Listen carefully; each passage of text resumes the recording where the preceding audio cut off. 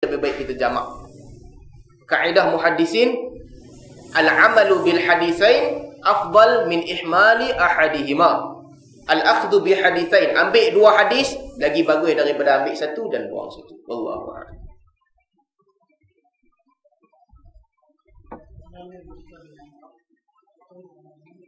Macam anak? Larangan menikah dengan anak sendiri.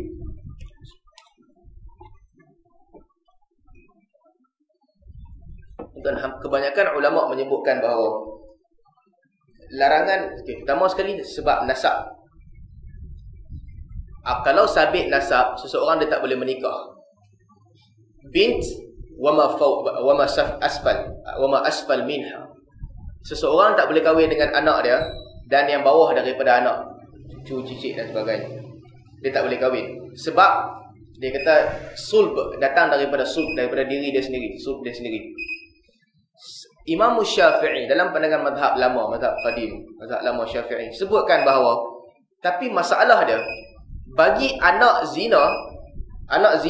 seseorang dengan hasil zina, seorang lelaki berzina dengan seorang perempuan dapat anak di luar nikah. Kata Imam Syafi'i, dia tak sabit nasab. Dia bukan dikira anak sebab tak sabit nasab. Kalau sabit nasab, kalau dia dikira anak dia orang tu, makna dia orang tu boleh jadi wali dia kahwin. Satu. Yang kedua, dia boleh mewarisi harta orang tu.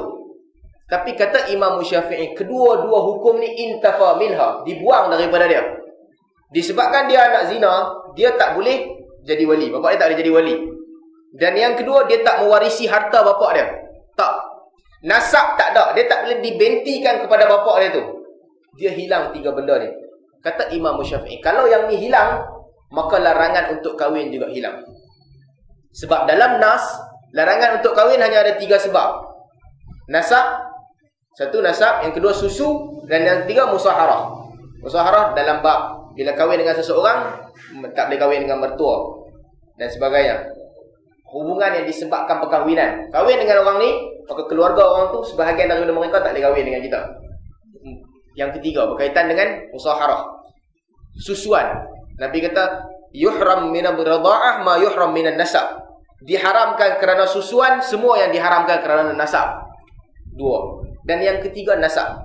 Nasab anak seseorang yang sah. Dalam mazhab qadim Syafi'i, dia kata tak sabit nasab dalam bab ni. Dia tu tak dianggap anak. Sebab kalau dianggap anak, dia ni boleh jadi wali, boleh bin ataupun benti kepada bapak dia. Bila tak sabit nasab, jadi dalam bab tu dia bukan anak. Maka mazhab qadim Syafi'i benarkan. Tapi jumhur ulama berpandangan tak boleh, haram. Tak boleh bagi seseorang kahwin dengan anak zina dia sendiri. Sebab mereka melihat bahawa pengharaman kahwin bukan sekadar nasab semata-mata, tapi sulb. Anak daripada siapa? Tak boleh kahwin dengan anak orang tu. Bahkan dalam ayat larangan kahwin disebutkan dalam nas, larangan untuk kahwin. Di antara larangan yang disebut adalah cucu. Tak boleh kahwin dengan cucu sendiri, dengan anak sendiri. Seolah-olah nas menunjukkan bahawa larangan itu bererti bukan sekadar nasab, tapi dia bererti sulb, datang daripada kamu. Dalam surah Al-Baqarah Allah sebut, tak ingat ayat itu. Tapi zahirnya jumhur berpandangan bahawa larangan ini bukan sekadar nasab, dia adalah sulb. Siapa yang lebih bawah dia tak boleh kahwin. Sama ada sabit nasab ataupun tidak sabit nasab, itu urusan kedua. Dan Imam Syafi'i dalam mazhab baru juga tidak menulis pandangan itu.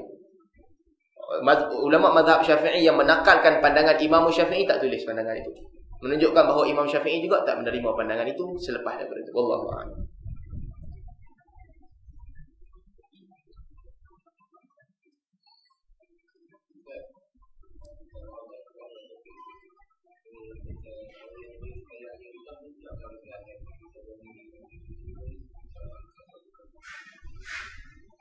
Perayaan agama lain, wallahu a'lam. Sebenarnya ulama yang menulis tentang larangan ataupun dibenarkan, dia nampak seolah-olah dia ada dua benda yang bertembung. Ibn Taymiyah tulis dalam Iqtida' Siratal Mustaqim, larangan, tak boleh. Bahkan sebahagian ulama Saudi melarang. Cuma orang yang duduk di Qaradawi di Qatar, Qaradawi kata boleh. Wallahu a'lam. Dalam bab ini saya ingat melihat kepada kepentingan dakwah. Kalau ada kepentingan terhadap okey, yang pertama sekali kita kata apa tujuan kita sebut itu? Bagi ulama, sebahagian ulama mereka berpandangan kalau kita sebut Epidipawali dan sebagainya, dia bererti menjejaskan akidah. Bererti kita redha dengan sebahagian daripada tuntutan agama mereka. Maka dalam bab itu kita berkompromi dalam akidah. Ini pandangan sebahagian ulama. Bila kita ucap, maksudnya kita redha ada benda dalam agama dia yang kita redha. Jadi kita kompromi dalam akidah. Sebahagian ulama kata tak boleh. Mereka keras dalam bab itu. Sebahagian ulama lain pula sebut, tak, dia bukan maksud kompromi dalam akidah, dia sekadar budaya. Budaya seseorang yang mana dia menyambut benda tu, kita hormati dia. Tuan-tuan, perayaan ni ada perayaan yang melibatkan budaya dan ada perayaan yang melibatkan agama. Ada ulama yang straight, mereka haramkan semua. Semua perayaan tak boleh, melainkan Aidul Fitri dan Aidul Adha. Tak boleh semua. Ada sebahagian ulama lagi berpandangan yang diharamkan perayaan agama. Sebab itu urusan akhirat. Perayaan agama kena batal semua, melainkan Aidul Fitri, Aidul Adha. Perayaan budaya terpulang pada masing-masing. Masing-masing ada budaya dia sendiri. Wallahu a'lam. Kita tak masuk perbezaan pandangan dalam bab tu. Cuma pandangan saya dalam bab ini, kalaulah kita melihatkan ada keperluan, ada satu keperluan yang mendesak, ataupun benda tu membantu untuk bagi gambaran yang imej Islam ni bukan agama yang eksklusif, saya ingat tak ada masalah. Dia tak melibatkan akidah. Tapi kalau tidak ada keperluan, tak payah buat lah. Ikut suasana. Bagi orang yang hidup dalam keadaan Islam kuat, dia tak perlu untuk ucap benda lain. Majoriti tak ada masalah. Maka saya ingat dalam keadaan itu tak ada keperluan untuk orang nak ucap selamat hari raya kepada orang lain. Tapi bagi dalam keadaan Islam ni, dia ada dalam kedudukan lemah, ditindas. Gambaran tentang Islam buruk, orang nampak buruk. Orang lain hari raya bagi hadiah dekat dia, main makan rumah dia.